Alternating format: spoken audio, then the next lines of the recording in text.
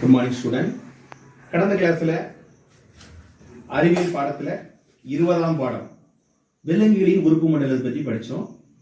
அந்த விலங்குகளின் உறுப்பு மண்டலத்தில் கற்றலின் நோக்கங்களை பற்றி படித்தோம்.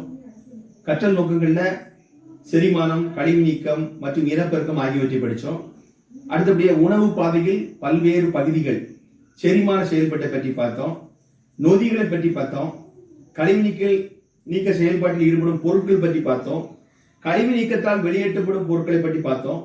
கழிவு நீக்கத்தில் தோலின் பங்கினை புரிந்து கொள்ளுதல், கழிவு நீக்க மண்டலத்தில் உள்ள உறுப்புகள் மற்றும் அவற்றின் செயல்களை பற்றி புரிந்து கொள்ளுதல் பற்றி நம்ம படித்தோம். சிறுநீர் எவ்வாறு உருவாகுது, ஆண் மற்றும் பெண் இனப்பெருக்க மண்டலத்தை பற்றி நம்ம பார்த்தோம். ஆகிய கற்றலின் நோக்கங்கள் நம்ம தெரிஞ்சுக்கிட்டோம். அது மட்டும் இல்ல, பாடத்தை பற்றி ஒரு அறிமுகம் கொடுத்தேன். அறிமுகம் எப்படி நம்மளுக்குலாம் என்ன செய்யுது, நம்முடைய ஒவ்வொரு மண்டலம் செயல்படுதுன்னு சொல்லி பார்த்தோம்.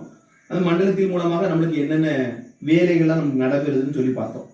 அதில் எதுக்கெல்லாம் நம்மளுக்கு இருக்குன்னு பார்த்தோம். அடுத்தபடி ஒரு அட்டவணை சொல்லி கொடுத்தேன். அந்த அட்டவணையில் என்ன செய்யணும்னா விலங்குகளின் உறுப்பு மண்டலத்தை பற்றி பார்த்தோம். அதில் என்னென்ன உறுப்பு மண்டலம் இருக்கு, என்னென்ன உறுப்புகள் இருக்கு, என்னென்ன செயல்பாடுகள் இருக்குன்னு சொல்லி நம்ம என்ன செய்யணும் பார்த்தோம். இந்த உறுப்பு மண்டலத்தில் புறச்சட்ட மண்டலத்தை பற்றி பார்த்தோம். எலும்பு மண்டலம், தசை மண்டலம், நரம்பு மண்டலம், ரத்த ஓட்ட மண்டலம், சுவாச மண்டலம், செரிமான மண்டலம், கழிவு நீக்க மண்டலம், இனப்பெருக்க மண்டலம், உணர்ச்சி மண்டலம், நாளமில்லா ஒரு சுரப்பி மண்டலம் சொல்லி அவங்களே பார்த்தோம். அதுக்கப்புறம் உறுப்புகள் என்னெல்லாம் இருக்கு, செயல்பாடுகள் என்னெல்லாம் இருக்குன்னு சொல்லி பார்த்தோம். ஒரு பெரிய அட்டவணை கொடுத்தோம். அந்த அட்டவணையில பேஜ் நம்பர் 238ஆம் பக்கத்துல இருந்துச்சு. அந்த அட்டவணையில நினைச்சு இந்த 5 மார்க் கொஸ்டின் கண்டிப்பா கேட்பான்னு சொன்னேன். கண்டிப்பா கேட்கக்கூடிய கொஸ்டின் இருக்கு. ஆஃப் எக்ஸாமினேஷன் கண்டிப்பா கேட்பாங்க. அடுத்த உறுப்பு மண்டலம் பற்றி பார்த்தோம். அடுத்த உறுப்புகளை பற்றி பார்த்தோம். அதுல 2 மார்க் கொஸ்டின் கேட்பாங்க. என்னென்ன உறுப்பு மண்டலம்லாம் இருக்கு, என்னென்ன உறுப்புகள்லாம் இருக்கு, என்னென்ன செயல்பாடுகள்லாம் இருக்குன்னு சொல்லிட்டு நம்ம பார்த்தோம். அப்படி ஒவ்வொன்றா நம்ம என்ன செஞ்சுட்டு இருக்கோம், பார்த்துக்கிட்டு இருக்கோம். பார்த்ததுல நல்லா என்ன செய்யுது, என்ன 5 மார்க் கொஸ்டின்ல பார்த்தோம். அதே மாதிரி இங்கிலீஷ் மீடியம் பசங்க கவனிச்சுக்கோ. கடந்த கிளாஸ்ல நான் என்ன செஞ்சேன், அருமையா என்ன செஞ்சேன், பேஜ் நம்பர்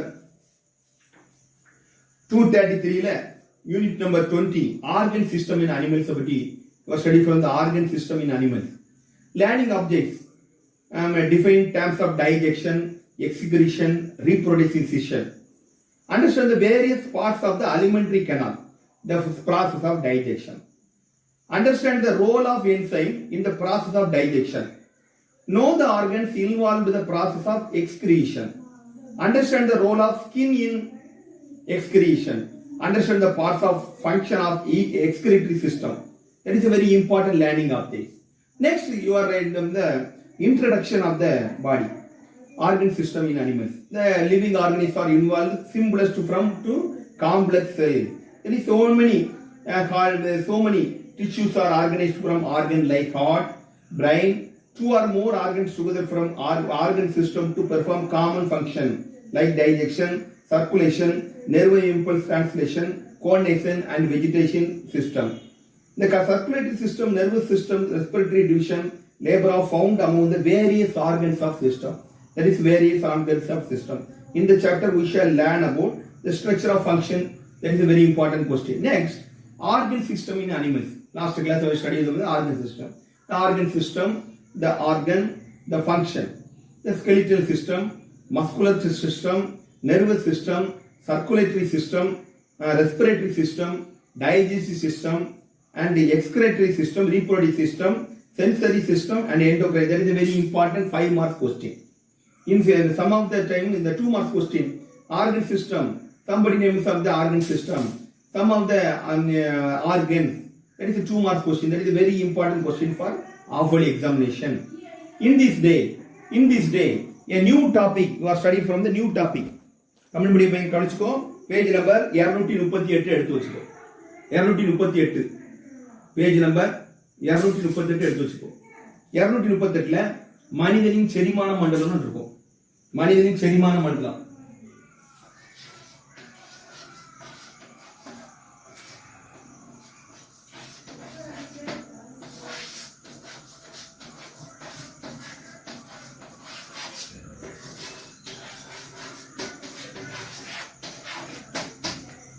மனிதனின் செரிமான மண்டலம்.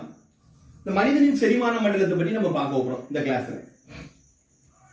நாம் உண்ணும் உணவானது, நம்ம சாப்பிட்ற உணவு எளிய மூலக்கூறுகளாகிய வைட்டமின் மற்றும் தாதுக்கள் மட்டுமல்லாது சிக்கலான மூலக்கூறுகள், கார்போஹைட்ரேட்டுகள், புரதங்கள் மற்றும் கொழுப்புகளை கொண்டுள்ளது. இந்த மூலப்பொருளான எளிய பொருட்களாக மாறாத பட்சத்தில் நம் உடலானது அவற்றை பயன்படுத்த முடியாது. எனவே நமது உடலில் செரிமானமானது 5 படிநிலைகளில் நடைபெறுகிறது.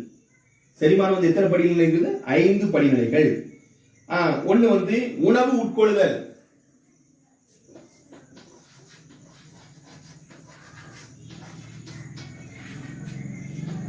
ரெண்டு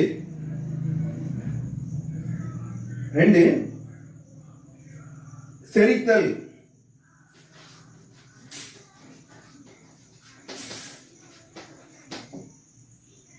மூணாவது உட்கிரகித்தல்.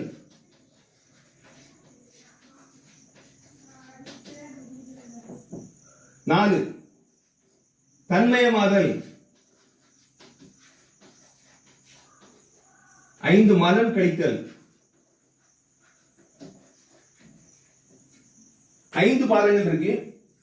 ஒன்னு உணவு உட்கொள்ளுதல், 2வது செரித்தல், 3வது உட்கிரகித்தல், 4வது தன்மயமாதல், 5வது மலம் வெளியேற்றுதல். 5 பகுதிகளாக இது பிரிக்கப்பட்டிருக்கு. 5 முக்கியமான 5 பகுதிகள். இதான் மனிதனுடைய செரிமான மண்டலத்தில் முக்கியமான ஒரு பொருள். இந்த 5 ஃபேக்டர் அடிப்படையில தான் மனிதனுடைய செரிமான மண்டலங்களை என்ன செஞ்சிட்டு இருக்கு? வேலை செஞ்சுக்கிட்டே இருக்கு. முதல் வந்து உணவு உட்கொள்ளுதல், நம்ம சாப்பிடுறோம்.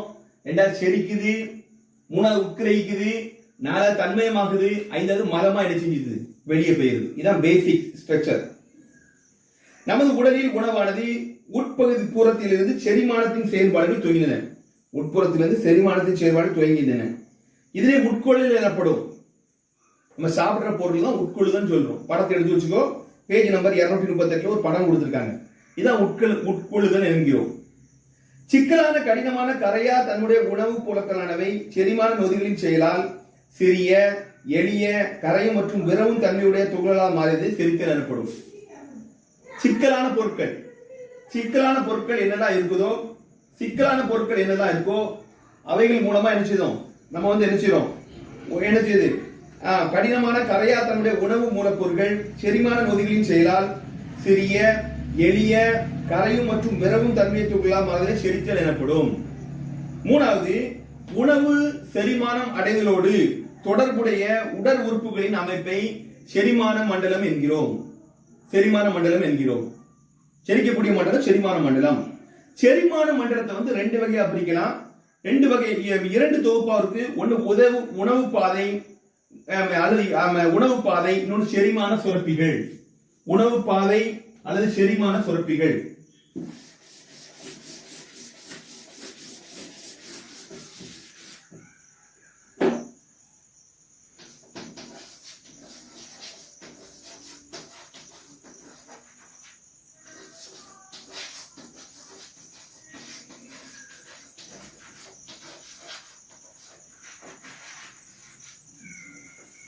ஒன்று உணவு பாதை, இன்னொன்று செரிமான சுரப்பிகள்.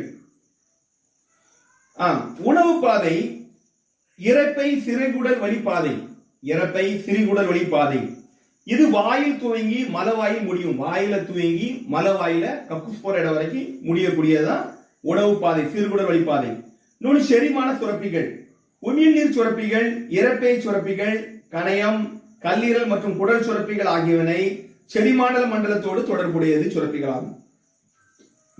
உமிழ்நீர் சுரப்பி, இரைப்பையில் இருக்க சுரப்பி, கணையம், கல்லீரல் மற்றும் குடல் சுரப்பிகள் ஆகியவை செரிமான மண்டலத்தோடு இருக்கக்கூடியது. செரிமான மண்டலத்தில் இருந்து பயன்படக்கூடிய ஒரு இது. இப்போ உணவு பாதைகளின் அமைப்பை பற்றி பார்க்க போறோம். நல்லா கவனிச்சுக்கோ, படத்தை நல்லா பார்த்துக்கோ. இந்த படத்துல நீ பார்த்துட்டே இது என்ன செய்யலாம்? எழுதிடலாம். படத்துக்கு 5 மார்க் கொஸ்டின்ல, படத்துக்கு 2 மார்க், பாகத்துக்கு 1 மார்க், எழுதுறதுக்கு 2 மார்க். அப்ப நீ படத்தை ஒழுங்கா போட்டு பாகத்தை குறிச்சாலே எழுதுறது நீட்டா என்ன செஞ்சிருவேன்? எழுதிடுவேன். பாரு, உணவு பாதை தசைகளான சுருண்ட மற்றும் குழாய் வடிவ அமைப்பாகும். இது உணவு குழல், இரைப்பை, சிறுகுடல், முன் சிறுகுடல், நடு சிறுகுடல், பின் சிறுகுடல் உள்ளடக்கியது. பெருங்குடல், குடல் வால், கோலன் மற்றும் மலக்குடல் உள்ளடக்கியது மற்றும் மலவாய் போன்ற அமைப்புகளை கொண்டது. இதுல நீ பார்க்கலாம். இதுல பார்க்கக்கூடியது, நீ வந்து படத்தை பாரு. படத்துல என்ன செய்யுது? நாவடி சுரப்பி. நாவுக்கு கீழே இருக்க ஒரு சுரப்பி இருக்கு, அதான் நாவடி சுரப்பி. அடுத்தப்ப தசை சுரப்பி, நாவுக்கு கீழே இருக்கிறது நாவடி சுரப்பி, தசைக்கு கீழே இருக்க தசை சுரப்பி. அடுத்த மேலெண்ண சுரப்பி, அன்னத்துல மேல அன்னம், அது மேல இருக்க சுரப்பி தான் மேலெண்ண சுரப்பி. அடுத்தபடியா உணவு குழாய், நீளமா உணவு குழாய் போகுது. அடுத்தப்ப அதுல கண்ணீரல் இருக்கு, மண்ணீரல் பிளவு இருக்கு, கல்லீரல், பித்தப்பை, முன்சிறுகுடல், கல்லீரல் பிளவு, குடல்வாய், புழு வடிவ குடல், அடுத்த மலக்குடல், மலவாய், எல்லாமே இந்த படத்துல அமைஞ்சிருக்கு. இதை பழகா ஒற்று போட்டு பார்த்துட்டு நீ என்னென்ன பார்க்கலாம் குறிச்சு வச்சுட்டேன்னா உனக்கு பரீட்சைக்கு வரும்போது நீ இதை பார்த்தே நீ என்ன செஞ்சிடலாம், அழகா எழுதிடலாம், அழகா எழுதிடலாம், அழகா எழுதக்கூடிய ஒரு கொஸ்டின். சரி, இப்போ வாயை பற்றி முதல்ல பார்ப்போம். வாய், வாய் உணவு பாதையின் ஆரம்ப துவாரமாகும். வாய் உணவு பாதையுடைய ஆரம்ப துவாரம், ஆரம்ப துவாரம். இது வாய் குழிக்குள் திறக்கிறது. இது வாய் குழிக்குள் திறந்து வாய் குழிக்குள்ளே திறக்குது. அடுத்தபடியா இது இரு மென்மையான அசையும் மேல் மற்றும் கீழ் உதடுகளால் பிணைக்கப்பட்டுள்ளது. மேலக்குள்ள உதடு கீழே அசைக்கக்கூடிய பொருளாக என்ன பிணைக்கப்பட்டுள்ளது. மேல அசையும் மேற்கே நினைச்சியும் கீழுதல்ல இரு மென்மையான அசையும் மேல் மற்றும் கீழுதல்ல அமைக்கப்பட்டுள்ளது. ரெண்டு உதடு இருக்கு, மேல ஒண்ணு இருக்கு, கீழே ஒண்ணு இருக்கு. வாய்க்குழியானது பெரிய இடைவெளியோடு செல் பகுதியில் அன்னம் காற்று குழாயும் உள்ளடக்கியது. உள்ள காற்று போற குழாயும், மூக்கில் போற காற்று குழாயும் அதுல உள்ள அமைஞ்சிருக்குது. கீழ் பகுதியில் தொண்டையாலும் பக்க பகுதியில் தாடையாலும் பிணைக்கப்பட்டுள்ள தாடைகள் பற்களை தாங்கின. கீழுள்ள பாடையில அவ்வளவு பற்கள் இருக்கு, சுத்தி அவ்வளவு பற்கள். அதனால மேல உள்ள தாடையில மேல அவ்வளவு பற்கள் இருக்கு. இதெல்லாம் அமைஞ்சிருக்கு, இதெல்லாம் என்ன அமைஞ்சிருக்கு. அடுத்தபடியா பற்கள், கடினமான கட்டமைப்பு கொண்ட பற்கள் உணவிற்கு பிடித்துக் கொள்வதற்கும், பற்கள் உணவை பிடிப்பதற்கும், வெட்டுவதற்கும், நல்லா வெட்டுறதுக்கும், பல்ல வச்சு அவ்வளவு வெட்டி இருப்பதற்கும், அரைப்பதற்கும் மற்றும் நசுக்குவதற்கும் உதவுகின்றன. மனிதர்களின் வாழ்நாளில் பற்கள் 2 தொகுப்பாக உருவாகின்றன. முதலில் 20 தற்காலிக இணைப்பற்கள் அல்லது பால் பற்கள் தோன்றுகின்றன. பின்னர் இப்பகுதிகளுக்கு பற்களுக்கு பதிலாக இரண்டாம் தொகுதியில் 32 நிரந்தர பற்கள் இருக்கு. முதல் சின்ன வயசுல பால் பற்கள் சொல்லுவோம். அந்த பால் பற்கள் உளுந்து விடுறோம், உளுந்துட்டு புதுசா பல்லு முளைக்கும். அதான் என்ன பல்லுன்னா எனக்கு இது நல்ல பல்லு, அது புது பல்ல மேலச்சு உருவாகக்கூடியது வருது. இதனை வேர்களில் கொண்டு ஈறுகளில் பொருத்தப்பட்டுள்ளது. இதுக்கு என்ன செய்யுது, கம்ப்ளீட்டா ஈறுகள்ல என்ன செய்யுது பொருத்தப்பட்டிருக்கு. இப்படி பார்க்கலாம், இது ஈறுல பொருத்தக்கூடிய ஒரு இது அமைப்பாகும். ஈறுல பொறுக்குது. நிரந்தர பற்களானவை அமைப்பு மற்றும் பணிகளின் அடிப்படையில் 4 வகையா பிரிக்கப்பட்டுள்ளன. இந்த பற்களை 4 வகையா பிரிக்கலாம். 4 வகையா இந்த பற்கள் பிரிக்கக்கூடியது. ஒண்ணு வெட்டும் பற்கள். முதல் பற்கள் வெட்டும் பற்கள்.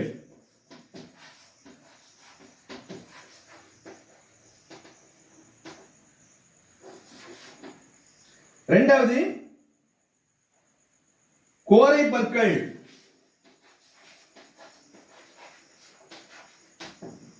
மூணாவது முன்கடவாய் பற்கள். நாலாவது பின் கடவாய் பற்கள்.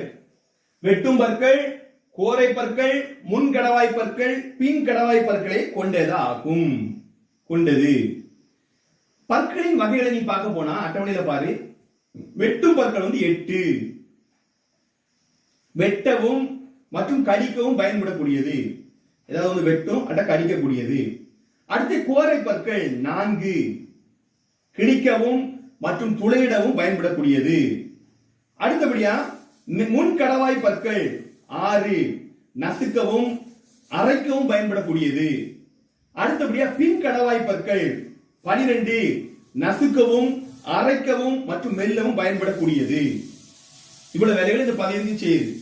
ஒவ்வொரு பாதி தாடை பகுதியில் பிரதிநிதித்துவம் பெற்றுள்ள பல்வேறு பற்களில் வகைகளை பல் சூத்திரம் குறிக்கின்றது. பற்களின் வகைகள் வெட்டும் பற்கள், கோரை பற்கள், முன்கடவாய் பற்கள், பின்கடவாய் குறிக்கப்பட்டுள்ளன. கீழ்காணும் விதத்தில் பல் சூத்திரமானது அமைந்துள்ளது. படத்துல பார்க்க அந்த பல்லுகளை பற்றி எல்லாம் கொடுத்திருக்கு. பின் கடவாய் பற்கள் எப்படி இருக்கும், முன் கடவாய் பற்கள் எப்படி இருக்கும் சொல்லிட்டு என்ன செஞ்சிருக்கோம் பார்த்துக்கிட்டு நம்ம என்ன கொடுக்கப்பட்டிருக்குது. அடுத்தப்ப right.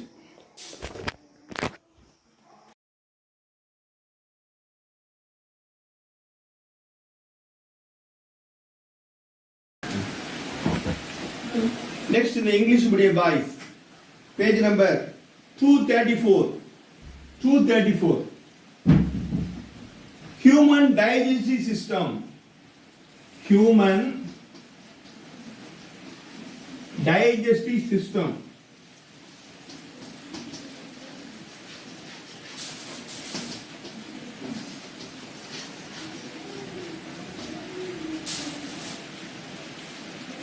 The food we eat contain not only a simple substance like vitamins and minerals, but also complex substances such as carbohydrates, protein and fat. The body cannot use these complex substances unless they are converted into single substance. The 5 stages of nutrition process include ingestion, digestion. Only first,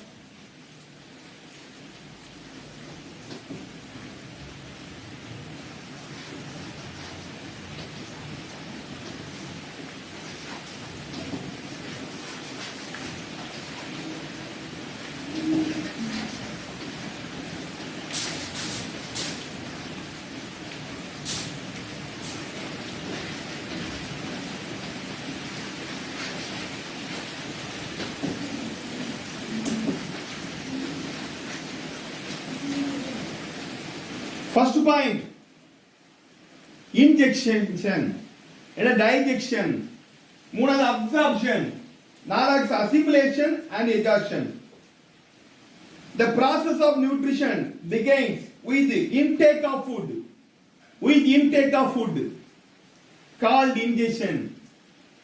Intake of food is called ingestion. The breakdown of the large complex insoluble food molecules into small, simpler soluble and differential particles by action of digestive enzyme is called digestion. Third, parts of the body concerned with the digestion of food form the digestive system. That is digestive system. The digestive system consists of 2 sets of organs. First is alimentary canal, digestive tract, gastrointestinal tract. It is passage starting from the mouth to end up with anus.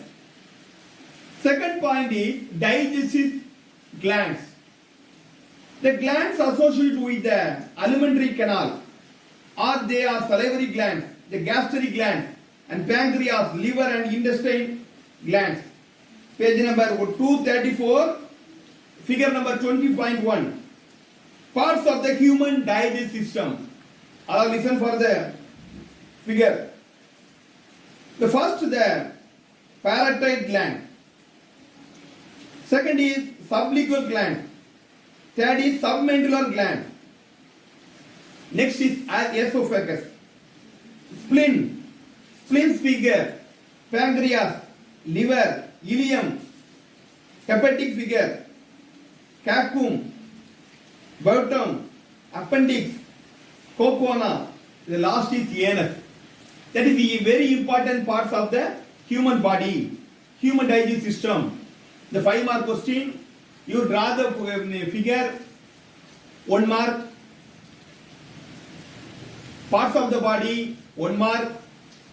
You write the answer, 3 mark only. That is a very important question. That is the human digestive system. Next is structure of alimentary canal. The alimentary canal is muscular colloid tubular structure. It consists of mouth, that is the mouth. That is the buccal cavity, that is pharynx, that is the esophagus. Next is stomach, small intestine, jejunum, large intestine, colonel and anus. Next is mouth. The mouth leads into the buccal cavity. It is bound too soft. The movable upper jaw, that is the movable upper jaw, and lower lips. The buccal cavity is a large space bound above by the palatal, below by the throat, the sides of the jaws bear teeth. That is teeth. The teeth are hard structures meant for holding, cutting and grating, crushing of the food. The human beings' two sets of teeth are developed in their lifetime. The first appearing set the 20 teeth called temporary and milk teeth, replaced by the second set of third two permanent teeth, 16 inch each jaw. Over 16 each jaw. Each tooth root fitted with a gum. The permanent teeth are 4 types. That is incisors, canions, premolars and molars. There are 4 types of teeth are present. Incisor, number of teeth is 8. Cutting and biting. Canions, 4. Tearing and piercing. Next is molars, 12. Crushing, grinding and modulation. The dental formula represents the number of different types of teeth present in each calf of jaw. The types of teeth dentate, incisor, canine, premolars and molars. The dental formula is presented by the milk teeth is each calf of upper and lower teeth. That is a very important question for 2 marks. Types of teeth, number of teeth, function. That is a 5-mark question. The page number 235, below the figure table number 20.2. That is a very important question for 5-mark question. Somebody tells 2-mark questions are types of teeth, number of teeth, function of teeth. That is a 2-mark question. That is a very important question. In this lesson, the human digestive system, figure of the parts of the human digestive is a very important question. The types of teeth and function is a very important question. That is a 2-mark question or 5-mark question. That is a very important for in this lesson. That is it. Thank you.